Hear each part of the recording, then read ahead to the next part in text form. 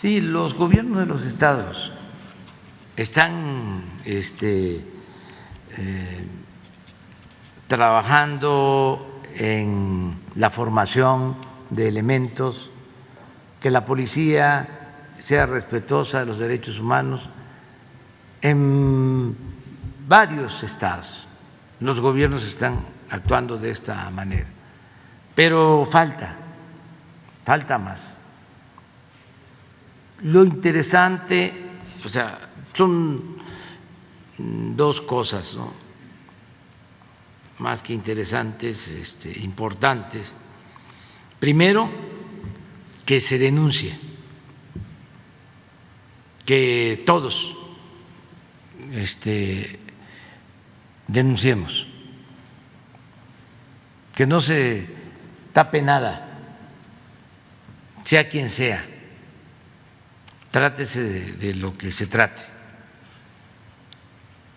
Y dos, que no haya impunidad.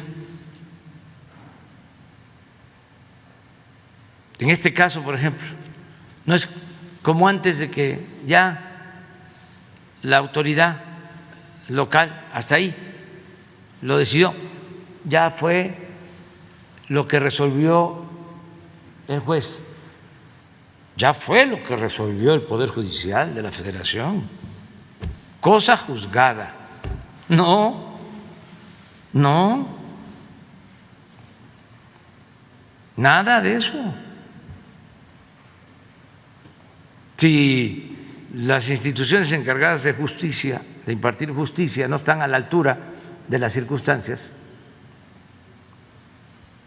si están echadas a perder,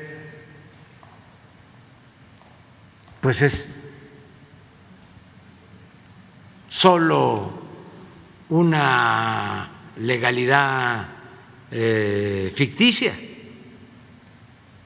La legalidad sirve para legitimar la injusticia,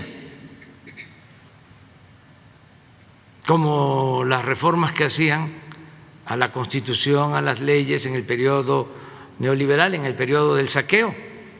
Ajustaban la Constitución, ajustaban las leyes para poder saquear, para poder robar y que fuese legal.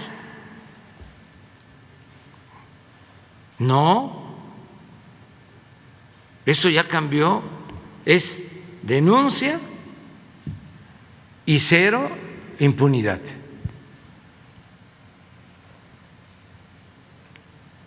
Presidente. Y tenemos que seguir avanzando de esta forma y que lo sepan los elementos de las corporaciones, los mandos,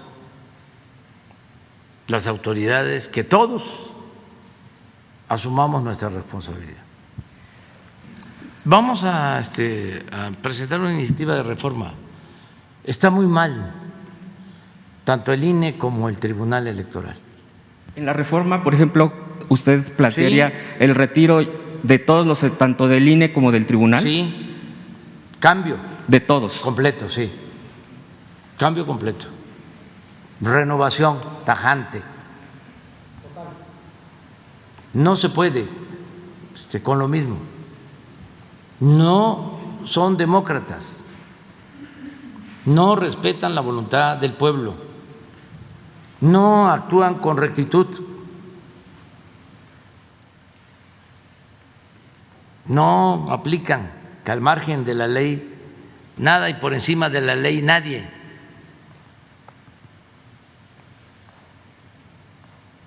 Entonces no pueden estar ahí.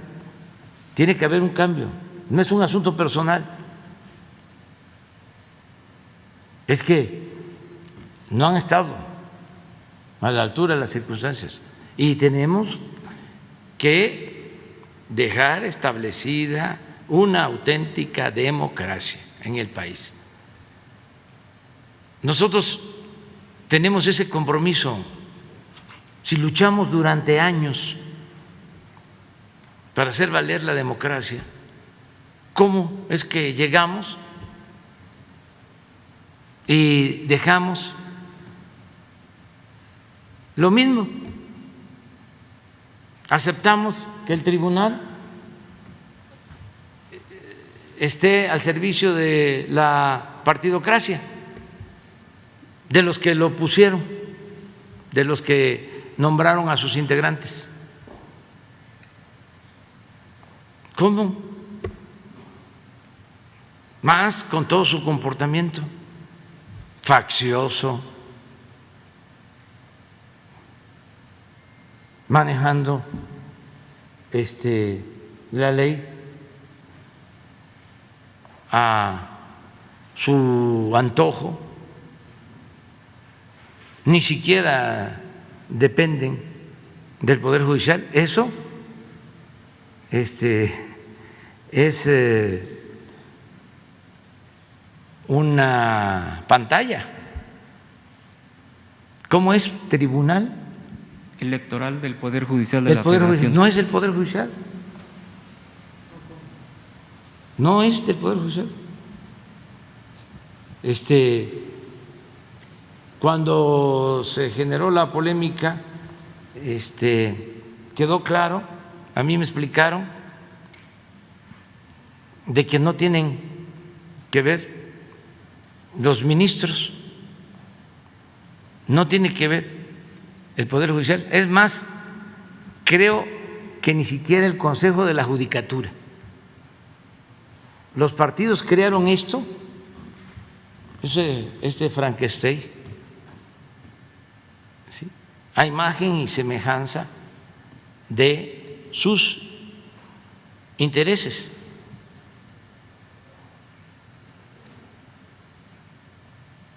Entonces, son completamente autónomos, independientes, pueden hacer lo que quieran.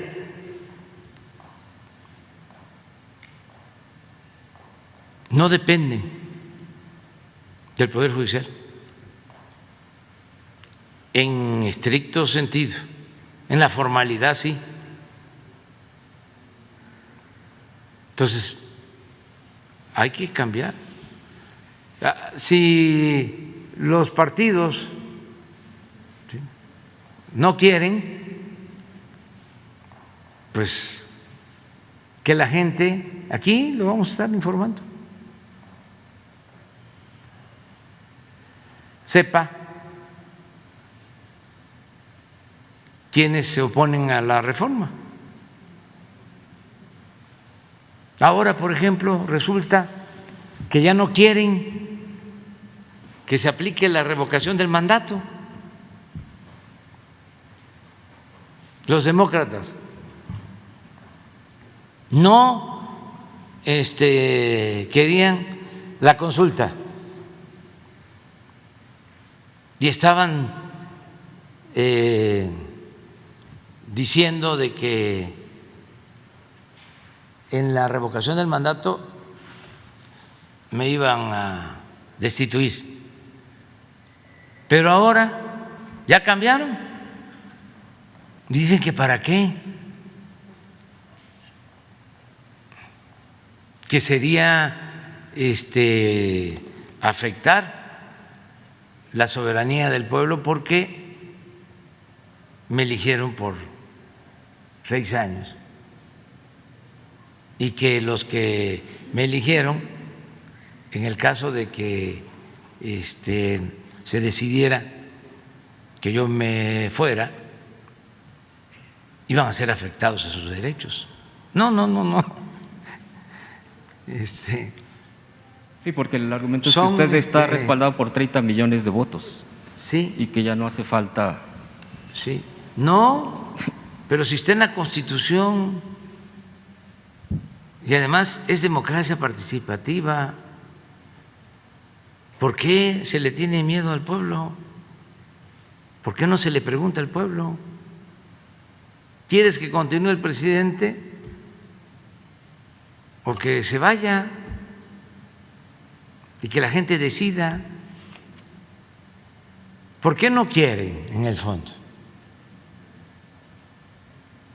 Porque, también, si la gente dice que yo me quede, entonces, malévolamente, estoy pensando en la reelección, que entonces voy a salir fortalecido y me voy a reelegir. ¿Qué no vieron una foto que publicó ayer López Dóriga, donde ya estoy así, chocheando? ¿Cómo voy a estar pensando en la reelección? Primero, mis principios, mis ideales, no soy como ellos. Conservadurismo es autoritario, fascistoide. En todos lados, ¿no vieron ahora que se recordó la resistencia indígena por la toma de Tenochtitlán? Como unos ultraderechistas españoles, Vox, sí, que es el equivalente al PAN de aquí, al yunque. Hasta Cuadri dijo que hacía falta un Vox en México. ¿Quién dijo? Cuadri. Ah, claro, sí, son los mismos. Lo más retrógrada que puede haber. No me equivoco. Clasistas, racistas, hipócritas, corruptos, falsos. Pero bueno, andan con eso. Y pues sí, ya tengo edad, ya lo he dicho, de todos los presidentes de México, soy el de más edad, pero todavía tengo mucha fuerza para terminar. Además, me alimento, me nutro con el apoyo de la gente y además con lo que veo que se está haciendo en beneficio del pueblo. Eso es lo que me da mucha fortaleza. Pero desde luego, nada más quiero cerrar el ciclo. Septiembre del 24, se acabó y me retiro por completo de la política, me jubilo y no vuelvo a participar en nada, pero no solo en actos públicos, ni siquiera en declaraciones, ni en mensajes en las redes, nada. Si llego a finales de septiembre, si así lo permite la naturaleza, la ciencia, el pueblo, el creador, ya. Pero por eso me estoy aplicando a fondo para que no quede inconclusa la obra de transformación. Ya sentamos las bases, pero ahora falta consolidar. Todo este tiempo es para eso, consolidar lo realizado y sobre todo seguir haciendo conciencia para el cambio de mentalidad. Es muy importante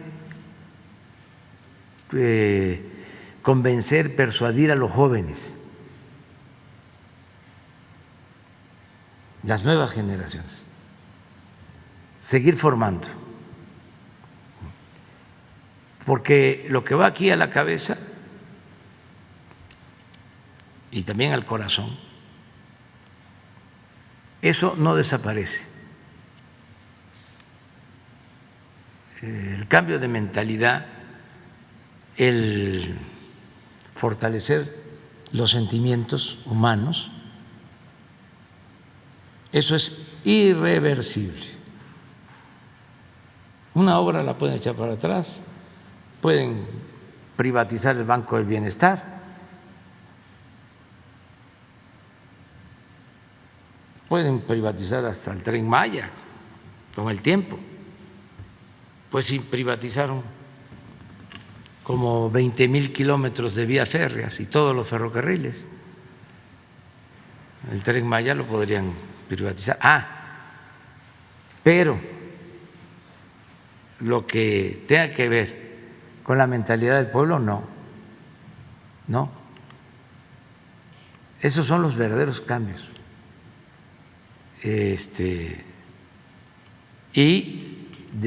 Sobre eso hay que seguir trabajando. Por eso me importó mucho y felicito a todos los que están participando en lo de las conmemoraciones, porque se está levantando una polémica importantísima, por ejemplo, sobre lo de la invasión, ocupación o conquista. ¿Cómo se justificó durante mucho tiempo, hasta nuestros días, de que podían invadirnos porque venían a civilizarnos, porque los pueblos originarios eran bárbaros, comían carne humana,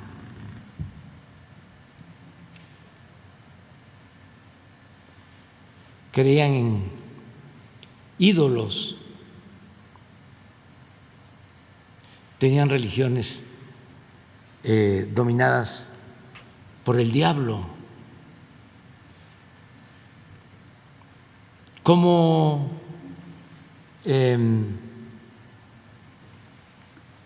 todo colonizador tiene que buscar la manera de justificar el por qué realmente invade. Y es evidente que venían por oro,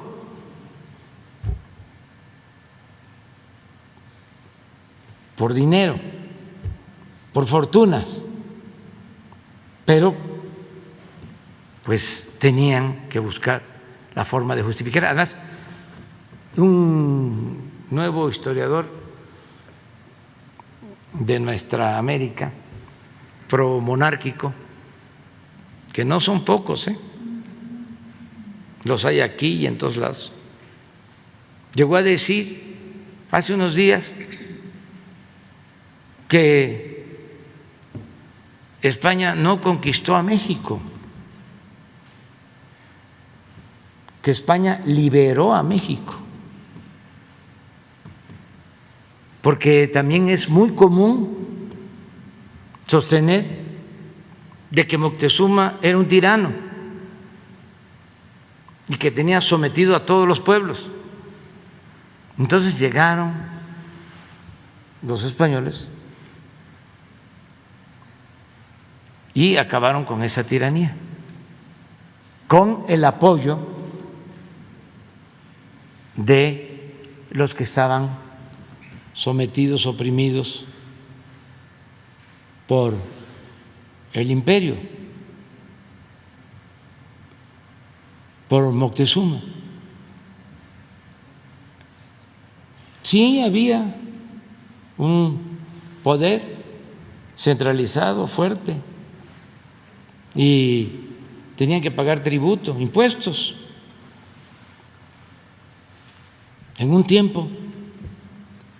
Pero cuando llegan los españoles, pues era evidente de que no había ese poder central fuerte, esa tiranía, porque ¿cómo se explican que desde la península de Yucatán hasta el Valle de México lleguen 400 soldados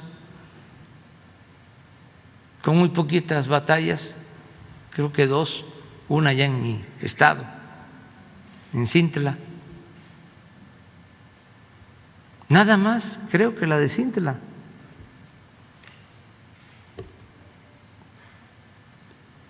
Lo demás fue matanzas, la de Cholula y las del Valle de Puebla, y luego la toma aquí, en Tenochtitlan. Bueno, un imperio, una tiranía, va a permitir que 400 soldados, aunque hayan traído la pólvora y los caballos que espantaban y que los veían como el demonio. No. ¿Quién cuenta la historia? En este caso, vean las fuentes, son 3 soldados los que escriben sobre los hechos. 4, porque es Cortés, Bernal Díaz, Tapia y Aguilar. 4. Y los 4 soldados. Y después vienen los que escriben en tiempos posteriores.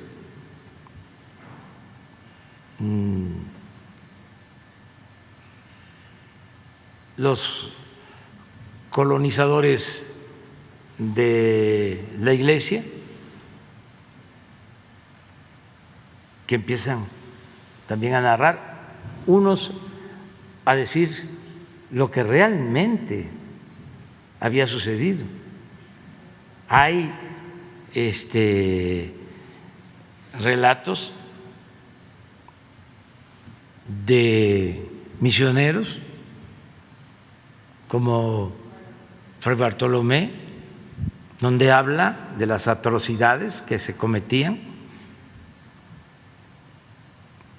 y de otros. Y luego los códices y muy pocas narraciones de los vencidos, porque pues se impuso la dominación extranjera. Bueno, el que se esté analizando esto ahora es importantísimo. Lo mismo la independencia, porque sí fue importante, decisivo, único, ejemplar lo que hicieron esos 2 curas rebeldes, Hidalgo y Morelos, que luchaban por la justicia, proclamaron la abolición de la esclavitud. Los sentimientos de la nación de Morelos es un documento vigente, es un plan de acción en beneficio del pueblo y de los más pobres. Sí, nada más que a ellos los asesinan, y cuando se va a consumar la independencia, en 1521, en este año que estamos conmemorando los 500 años, pues ¿quiénes son los que llevan a cabo la consumación de la independencia? Los mismos realistas. Iturbide venía del ejército realista, era un general realista. ¿Y por qué se da así la independencia? Y esto sucede en todos los países de América Latina, casi al mismo tiempo, por la crisis en la metrópoli española,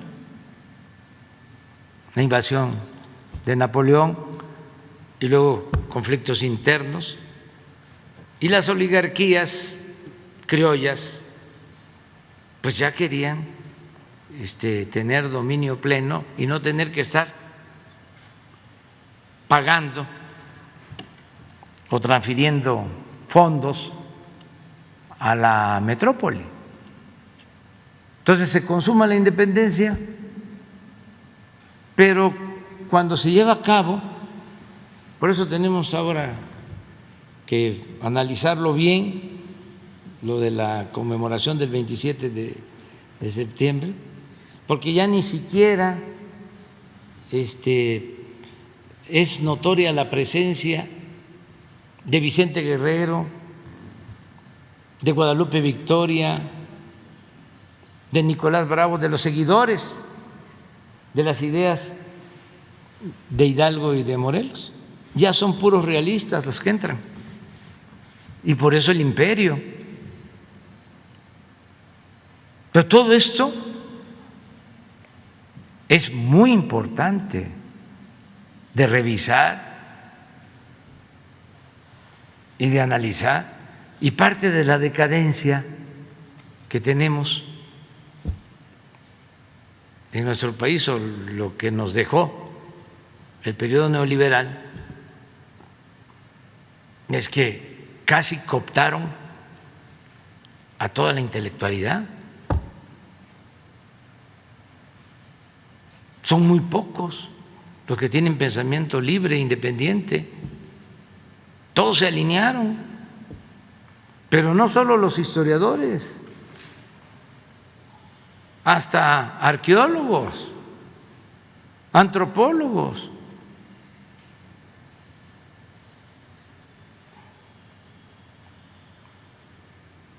Entonces, qué bien que hay este debate.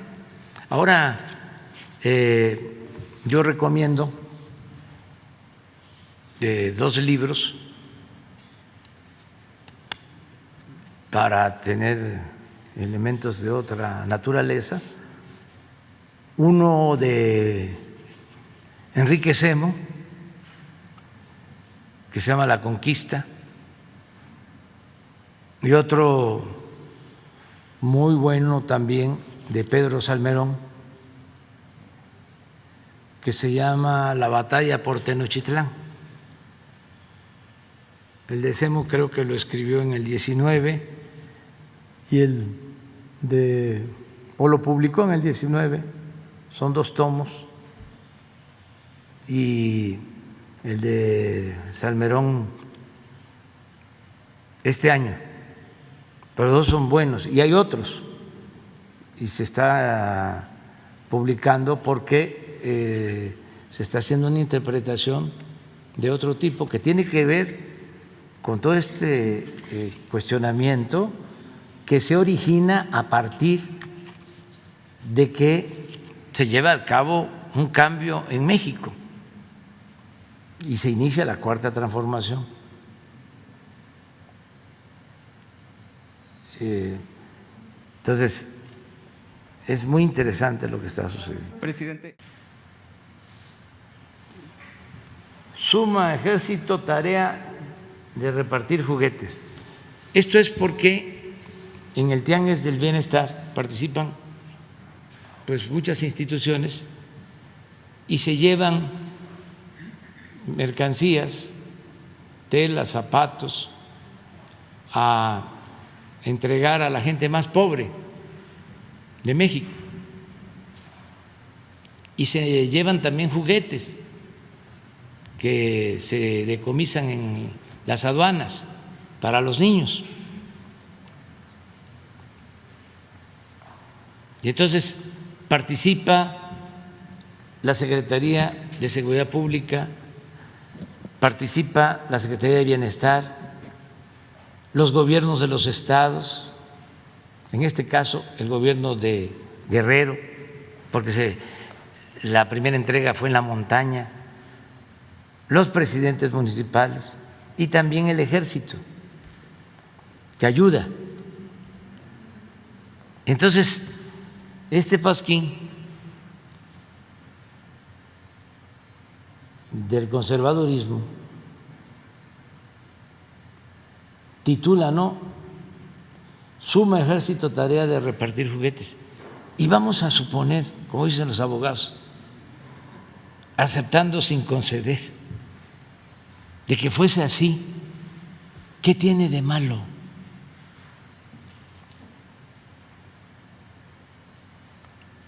¿Qué tiene de malo que el ejército también entregue juguetes en las zonas pobres? ¿Qué no va el ejército a rescatar a la gente cuando hay inundaciones, cuando hay terremotos? Rescata a niños, ancianos, animalitos, perritos. ¿Qué no es una labor humanitaria? ¿Saben qué es el juguete para el niño? Es como el trabajo para los adultos. Nada más que eso no lo van a entender los que tienen endurecido el corazón. Eso no lo entienden. Presidente, Pero bueno, mi segunda ya sugerencia. no les vamos a estar Bueno, sacando tanta información porque ahí se están repartiendo a los mismos lectores Universal y Reforma, porque sí tienen seguidores, bastantes, que piensan así. Ellos nada más lo que hacen es recrear un pensamiento conservador que existe, que es muy fácil de manipular, porque no exige, demanda argumentos, tiene que ver más con los sentimientos, con las pasiones. Entonces, como son muy conservadores, se obnubilan y entonces todo lo que publican, el Reforma, el Universal, de este tipo, se lo consumen. Presidente, O sea, lo aceptan y además se sienten bien. Es un fenómeno, pero así es la democracia, tiene que aceptarse la opinión de todos, y siempre ha existido el pensamiento conservador. Lo importante ahora es que se tuvieron que quitar la máscara quienes fingían ser liberales, independientes, cuando son independientes del pueblo, no de los grupos de intereses creados, porque a ver.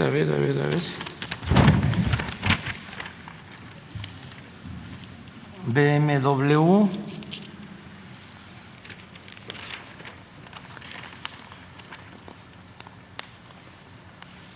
no es que hay veces, no sé. ya casi no trae publicidad también. Ya carecen de publicidad, ya no traen No, publicidad. todo es, miren, lo que me encuentro, pongan esta que está buenísima.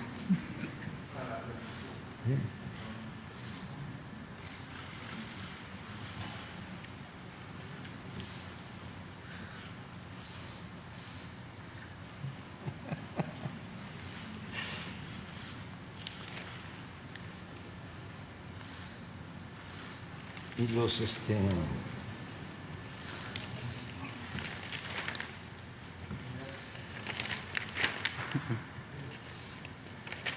miren, soy cliente, pero hay otro también, la de Calderón, sí.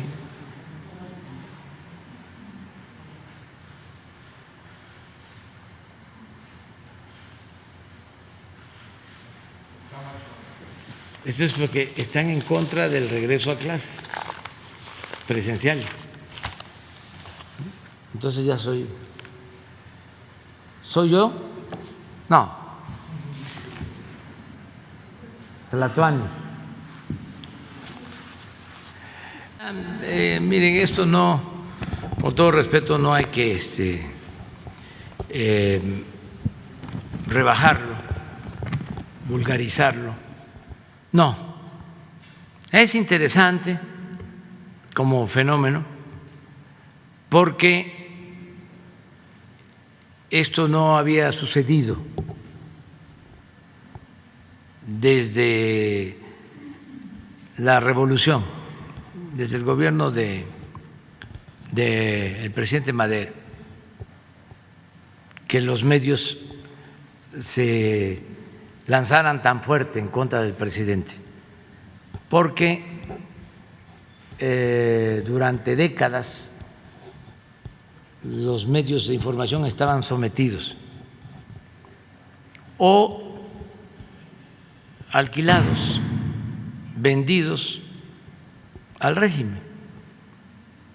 Entonces, ahora es distinto y se está dando todo este fenómeno, pero resulta que la gente ya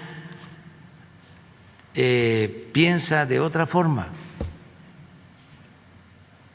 Ya así impreso, esto ya no debe de estarse vendiendo, y el Universal tampoco. Y va a ser muy difícil que se mantengan como impresos, porque existen las redes sociales, los jóvenes ya se están informando de otros medios. La única posibilidad que tendrían de mantenerse, porque creo que hay periódicos en el mundo, creo que el New York Times ha mantenido su tiraje, también cambió a lo electrónico, pero tiene el mismo número de lectores e incluso ha crecido porque ha cuidado, y eso que también es un periódico a veces carente de ética, pero la única posibilidad de que se mantengan estos medios es con apego a la verdad. La credibilidad depende de la verdad, y esto no lo pueden hacer porque representan a un grupo de la sociedad.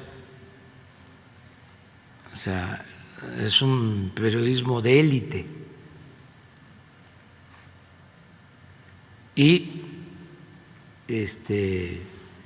tienen que estar defendiendo a las élites y ofendiendo al pueblo. Entonces, no creo yo que puedan resistir. No estoy deseando que desaparezcan, que no se vaya a malinterpretar, sino estoy analizando el fenómeno, porque la gente ya, esto no, pues puede ser que en Las Lomas, en la del Valle, ahí donde está el edificio de Reforma, y por las características de esas colonias, pues ahí sí, pero en Iztapalapa, en Gustavo Madero, en Tláhuac, en Milpalta, eso hablando de la ciudad, porque también no es nacional. Se dice periódico nacional, pero no es. No hay periódicos nacionales. Así es. Ninguno. Básicamente son de la Ciudad de México. También como no hay radio nacional, hay algunas cadenas, ¿no?, que tienen emisoras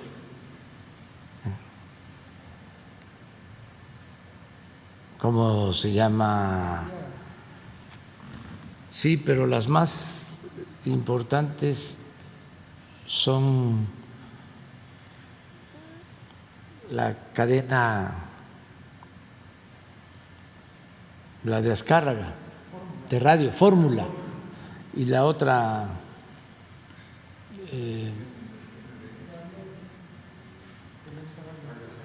Radio Centro, hay otra que tiene mucha presencia, MBS tiene también varias estaciones, Radiorama, esa tenía mucho en los pueblos, en las regiones de México, tenía varias estaciones, o sea que sí, pero de todas formas no alcanzan a cubrir todo. ¿Cómo? Los más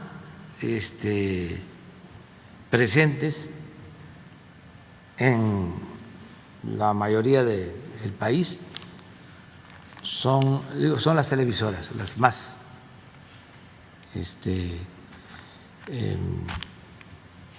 las que tienen más presencia, más cobertura. Más cobertura. El periódico ya debe de tener, cuando le pregunta uno a la gente cómo te enteras de las noticias, todavía sigue estando en primer lugar la televisión, como con un 50%, más o menos, ¿no? 59%. Sí. Luego ya Internet. En tercer lugar la radio y luego el periódico. Así está más o menos. Bueno, ya se está regularizando lo del precio, que era lo que más nos importaba. No estaba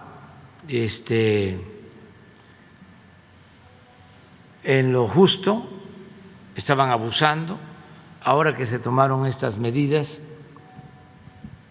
lo de establecer el precio máximo, ya estamos viendo que en 2 semanas ha bajado el precio del gas. Se habló con los distribuidores, con los concesionarios, se tiene un diálogo permanente y se tiene también la vigilancia. Y va a entrar a operar Gas Bienestar.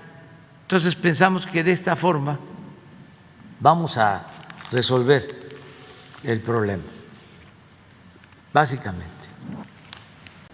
Sí, mire, independientemente de lo ideológico, lo cierto es que está funcionando nuestro modelo. Hay recuperación económica, se están recuperando los empleos, no tenemos inflación desbordada, aun cuando se están liberando muchos fondos en Estados Unidos, hay mucho circulante porque están estimulando mucho el consumo y eso tiene un efecto en nuestro país. De todas maneras, no se ha incrementado tanto la inflación y vamos a seguir cuidando que no aumente. En cuanto a el comportamiento del peso, pues se ha apreciado, no ha habido devaluación. Esto no sucedía desde hace 50 años. hasta ahora que estamos en el gobierno. No pasaba desde los años 70 del siglo pasado que no haya devaluación del peso.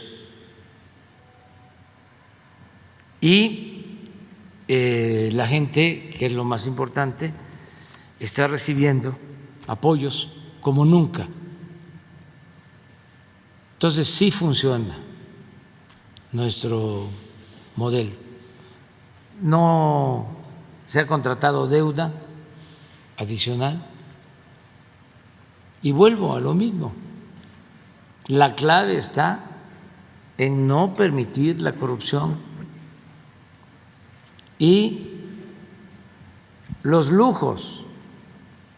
Y aunque no lo publiquen en el Reforma mañana, ni lo digan hoy en la radio o en la televisión, es sencillo y probable, demostrable.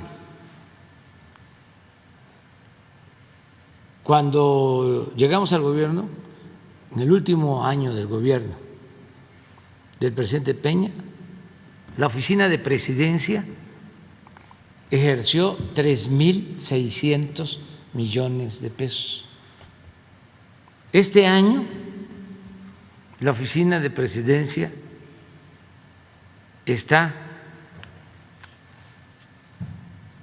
ejerciendo 600 millones.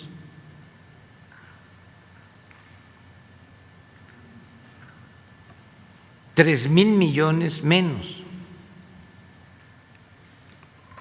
Y no se ha demeritado la oficina de presidencia, pero así en general. Entonces, sí ayuda mucho la austeridad, que repito, no es un asunto administrativo, es un asunto de principios. Imagínense cuánto nos ahorramos con quitar los fideicomisos. Cientos de fideicomisos. Entonces sí funciona nuestro modelo y esperemos que continúe así. ¿Y va a influir en el presupuesto del 2022? Sí, porque tenemos garantizado el que no va a faltar el dinero para pagar a los trabajadores al servicio del Estado, para pagar a los médicos, para pagar a las enfermeras, para que haya medicinas gratuitas, para pagar a los maestros, para las pensiones a adultos mayores, a niñas, a niños con discapacidad, las becas, el Sembrando Vida, para seguir financiando con presupuesto, sin deuda, el Tren Maya, el proyecto del Istmo, terminar el aeropuerto Felipe Ángeles, terminar la refinería de Dos Bocas, pagar la refinería de Texas que se adquirió, terminar la planta de coquizadora de Tula,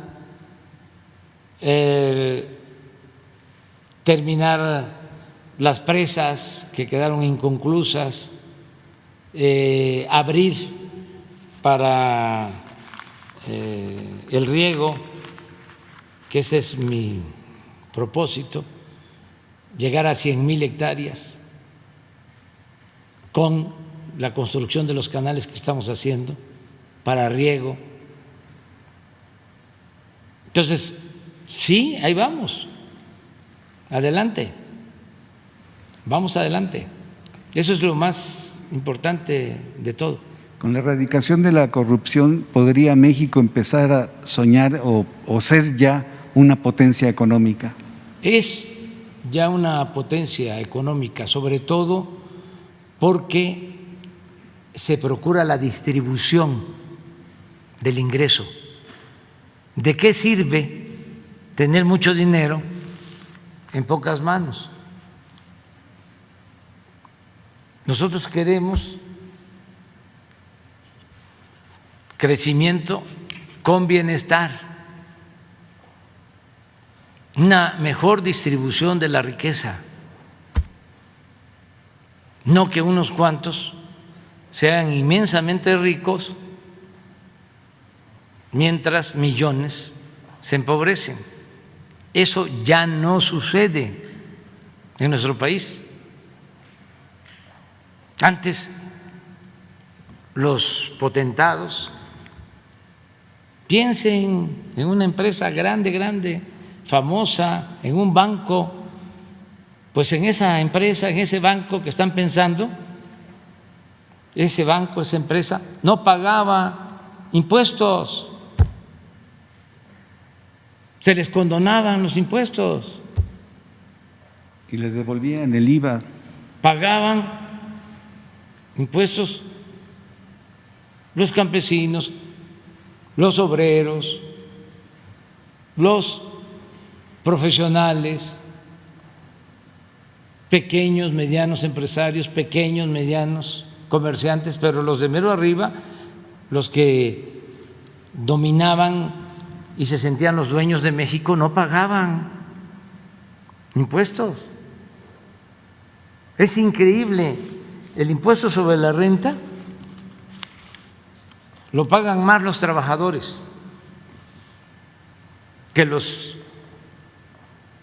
de mero arriba, porque hasta eso es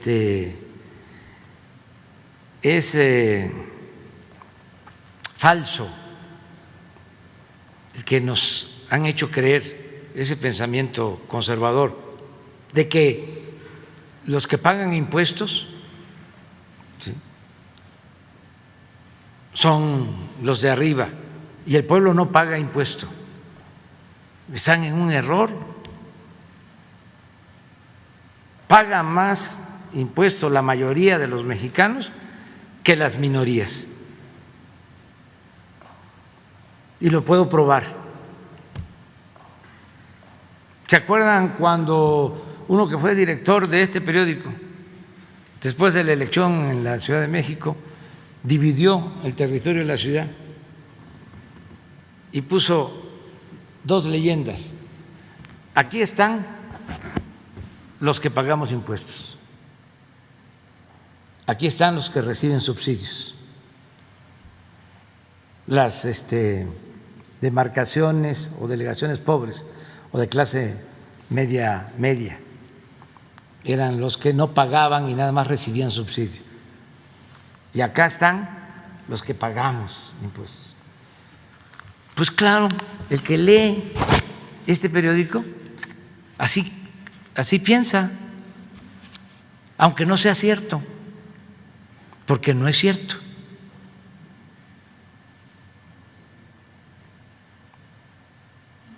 Pero ahora sí que allá ellos, ¿no?, que sigan su camino. Yo ya, no crean que dedico mucho tiempo a estarlos convenciendo, porque son muy cerrados. Nosotros lo que estamos haciendo ahora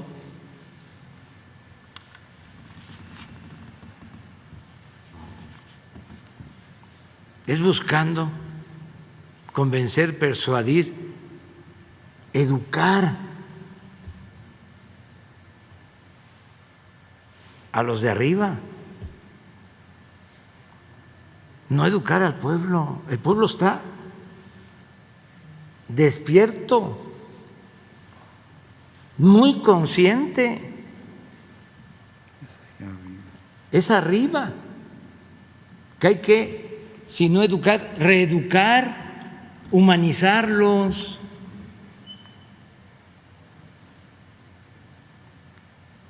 Que no sean tan individualistas, tan egoístas, que no tengan como Dios al dinero, aunque vayan a la iglesia y se confiesen y comulguen, pero que saliendo de los templos violan los mandamientos. Pero ese es el proceso. Hay muchos que durante tanto tiempo de predominio de la corrupción pensaron de que era normal.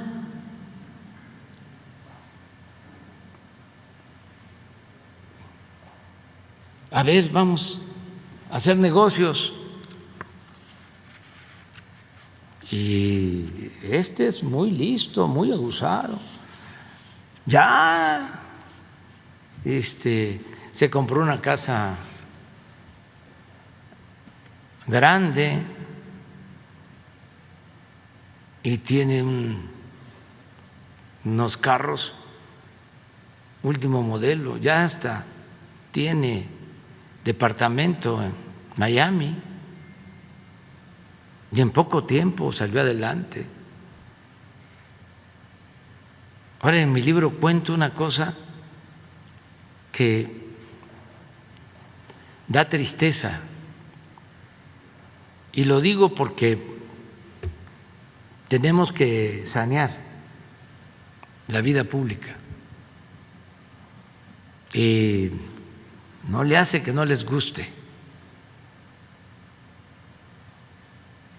Hay que estar señalando de que eso no lleva a nada bueno, la corrupción no lleva a nada bueno. Cuento de un funcionario de Hacienda del pasado gobierno que tenía un cargo importantísimo. Precisamente era el que se entendía con los gobiernos estatales, hombre de confianza del secretario. Y termina el gobierno y se demuestra que tenía muchos bienes. Pues su esposa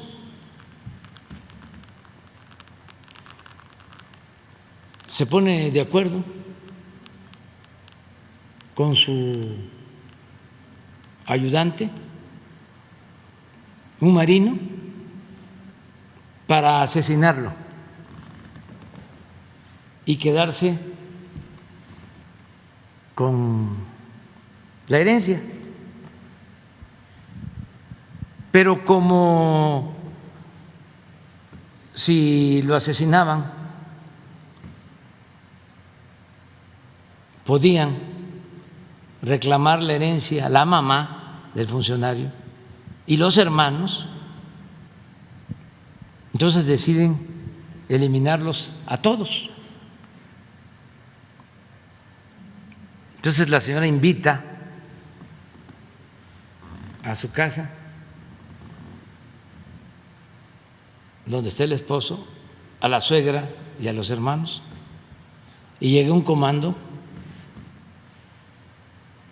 y los asesina a todos. Fíjense a qué nivel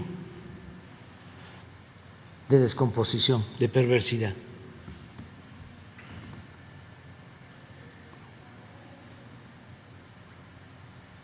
Se detuvo a la señora, se hizo la investigación, el marino estaba prófugo.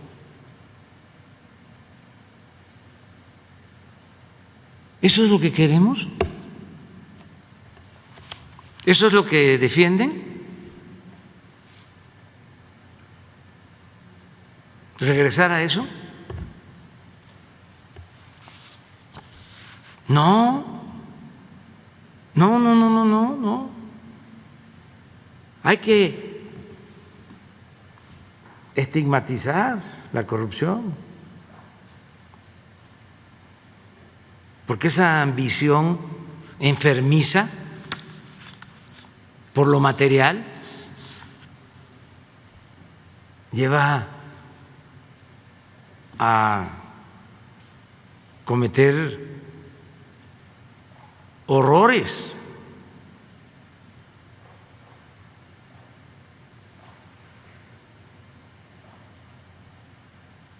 Es la plena descomposición, la decadencia.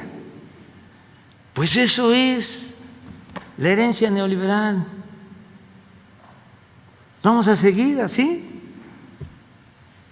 poniendo por delante el dinero, la ambición, el lujo barato, el aspiracionismo. No, vamos pensando en formar una clase media con ingresos, pero con humanismo, con sentimientos, con amor al prójimo, no una clase media egoísta, clasista, racista. A veces son peores que los que tienen más dinero, aunque vengan de abajo, se vuelven ladinos y ya de la noche a la mañana son racistas.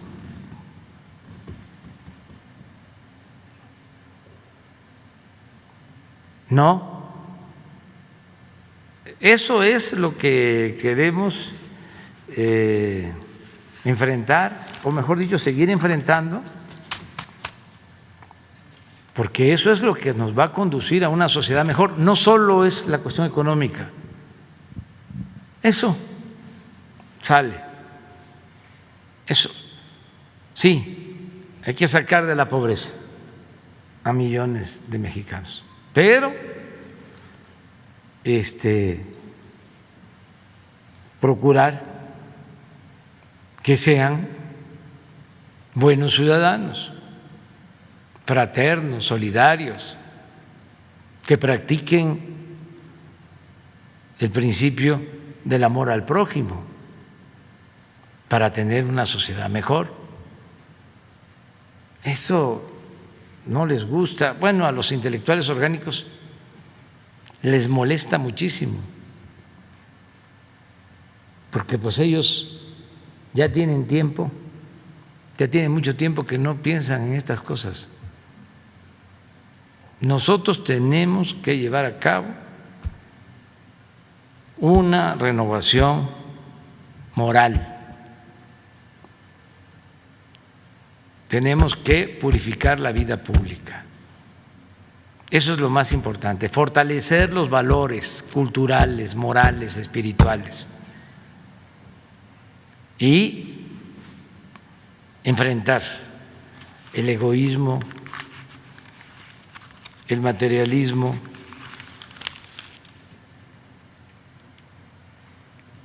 el clasismo, el racismo, que está todavía ahí, vigente. Entonces, va a cambiar en lo económico, va a cambiar en lo social y vamos a tener una sociedad mejor porque va a ser cada vez más fraterna. Ya nos vamos. Muchas gracias, presidente. Ya nos vamos. Mañana, ustedes dos, la compañera. Sí, por favor. Muchas gracias.